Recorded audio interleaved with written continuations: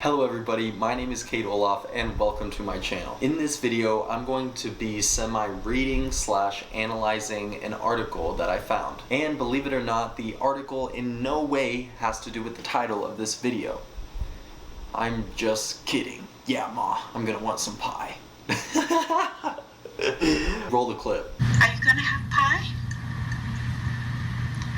Not tonight, Ma. I'm just kidding. Yeah, I'm gonna want some pie. Oh god, that scene is so funny. If you know, you know. So, step 1 of the article says to open 2 basic bank accounts. So, right away, the author of this article seems to be a believer in savings accounts. Now, I'm not going to tell you that opening up a savings account is a bad idea, but to be honest with you, it really makes no difference. If you are not familiar with bank accounts, allow me to explain. So, when you go to a bank to open up a bank account, you have 1 to 2 options. You can either open up a checking account or a savings account. Take note that some banks may not allow you to open up a savings account unless you have a checking account with them. So if you're going to go do this, make sure to double check with your bank. Now, what is the difference between a checking and a savings? Well, a checking account is a bank account that you can write checks from, or access several other ways. This tends to make your checking account your daily transaction account. And a savings account is a bank account where you put money that you're not necessarily going to use. So, why am I saying that it doesn't matter which account you have? Well, because the reality is both accounts are going to have money sitting in them until you decide to pull it out. I personally only have a checking account because I don't like the idea of money just sitting. Money sitting in a bank account to me is like Paul Blart not asking out Amy and taking his shot. In other words, sitting money is dead money, and if it's not out in the world being invested and being used, then that's a problem. One area that I can see a savings account being useful is if you have a problem with spending money. For instance, I have had a large sum of money in my checking account available to me at all times for the past couple of months. And this money that I'm saving is specifically for an investment property. But if you're somebody who would struggle with that, I strongly urge you to get a savings account. That way you can put money away in there and not be tempted to spend it. Let's go on to step number 2, which is create a budget. If you've been watching any of my previous videos, you know that I am a firm believer when it comes to budgeting. You have to know, notice that I said have to know, what is coming in and out of your pockets at all times if you're ever going to be financially well off. You have to learn how to play the game of money, and that all starts with creating a budget. It will help you to visualize your spending as well as help you become disciplined. I remember how it went before budgeting.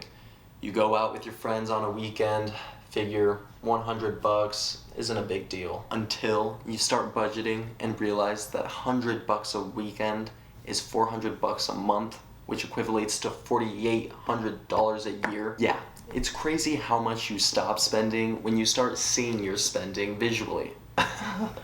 Remember that you work too hard not to invest all your money. Alright, so far so good. I'm really liking this article. Step number 3.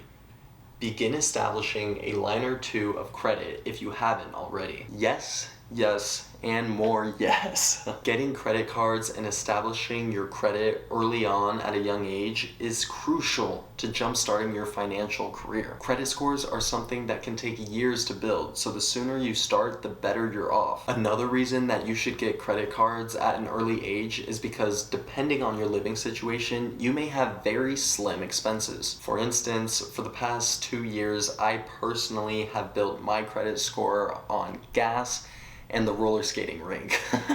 That's really all that I spend money on because I still live at home. So I keep the spending on my cards low, which in turn boosts my credit score. So let's think about the opposite position real quick. Say you're in your 30s and you have a family and you have rent to pay. I'm not gonna say that it's not possible to build your credit during that time, but it's going to be a lot harder than if you were in my position. Beware of credit cards though. Remember how I said previously that you gotta learn how to play the game of money? Well, it's almost as if credit cards play their own game and you have to play by the rules. If you want to learn more about credit cards and credit scores and how to play the game successfully, feel free to go check out my video titled Credit Score 101. I dive into credit scores and credit cards and the best way for a young person to get started. Step number 4.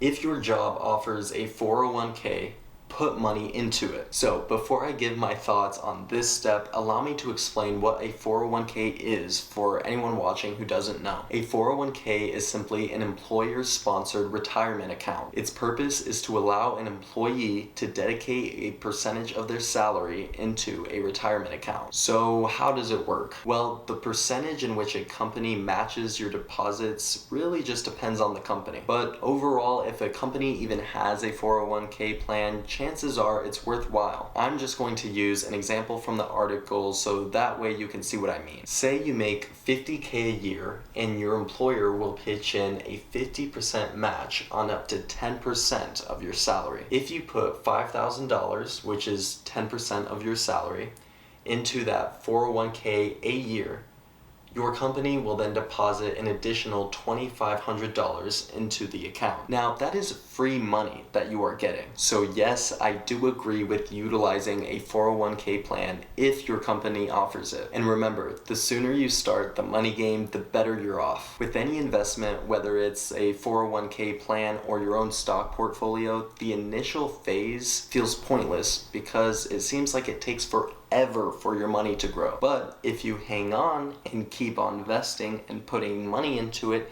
you will soon experience what is known as compound interest, which is basically just interest on interest. If that's confusing to you, too bad, because we're moving on. I'm just kidding. All you need to know is that the longer you invest, the more money you'll make. Step number 5. Increase your financial literacy. Learn. Absolutely. I mean, how could I not agree with this one? Now look, I'm not shocked when a young person knows nothing about money. I mean, shoot, high school doesn't teach us, college doesn't teach us, our own parents don't even teach us. And the reason that so many parents don't teach us is because they simply don't even understand the game of money. So why would we expect them to teach us? I can personally recall two times in the past month or so that I've had to explain simple financial literacy to grown men over the age of 50. 2 times. One didn't understand what inflation was, and one didn't understand what investing was. Now, in no way am I a financial guru, but correct me if I'm wrong, I think everyone should understand those 2 terms. And the reality is, if you can understand just the basics of money, you're already ahead of half of the world.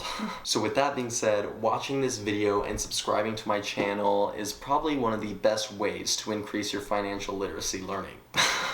Honestly, if you actually applied every single one of my videos so far that I've made, you'd be sitting in a pretty nice spot. But don't worry, if my videos aren't doing it for you, there are plenty of books, podcasts, movies, videos out there that can teach you. Allow me to recommend the book Rich Dad Poor Dad, which has been the saving grace for many people when it comes to their financial journeys. You have to understand that you need to know the basics of the money game. Even if it doesn't interest you to learn it, I promise you that it is in your best interest. Step number 6. Open 1 to 3 beyond basic accounts focused on your retirement. Basically, what the author is getting at here is that you should be investing your money and not just putting it all into a savings account. And to that, I would say, who the heck is this author? Because this man is speaking the truth. Shout out to TMF Gentleman John. TMF Gentleman John, great work. Great work on this article. Couldn't agree more. The reality is that a savings account within a bank is just dead money. Like I explained earlier, if your money is just sitting there in a savings account, inflation is depreciating the value of that money. But if you invest your money and allow it to grow over time, it's actually going to end up making you more money. Now, my boy Gentleman John over here recommends using either 3 accounts. Either a brokerage account, a money market account, or an IRA. You can also have all 3. It's really up to you. I'm not going to go into what all these 3 accounts are and how they differ from each other.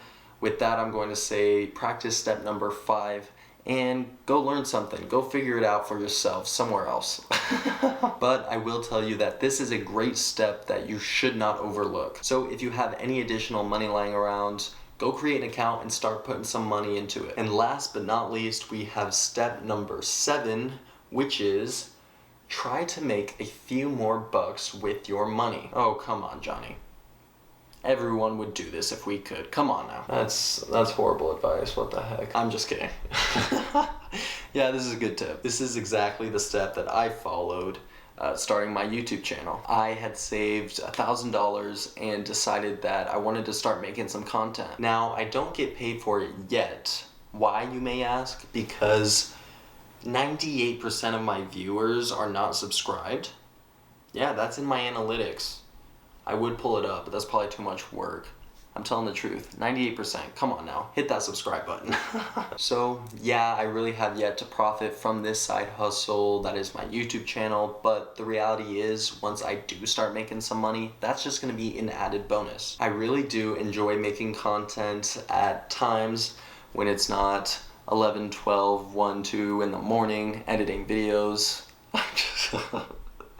But my goal for this channel is to really brand myself more so than make money. So let's say you save up $1,000. What's a side hustle that you would start? Would your side hustle be for the sole purpose of enjoyment, or to make some extra money on the side? Comment down below your thoughts because I'd love to see what you have to say. When thinking of a side hustle to start, think about some skills that you already have. If you're really good at art and you enjoy doing it, maybe consider starting an art business. If you like to spend time on Facebook Marketplace and OfferUp and Craigslist and you're really good at finding deals, maybe consider starting a couch flipping business. The reality is that we in modern day society have way too much access to information that it'd be stupid not to try anything. If you want to learn about something or start a side hustle, it's a simple Google search away. And remember that you want to start making the right financial moves now, that way you can be set up in the future. It's a process that takes time and dedication, but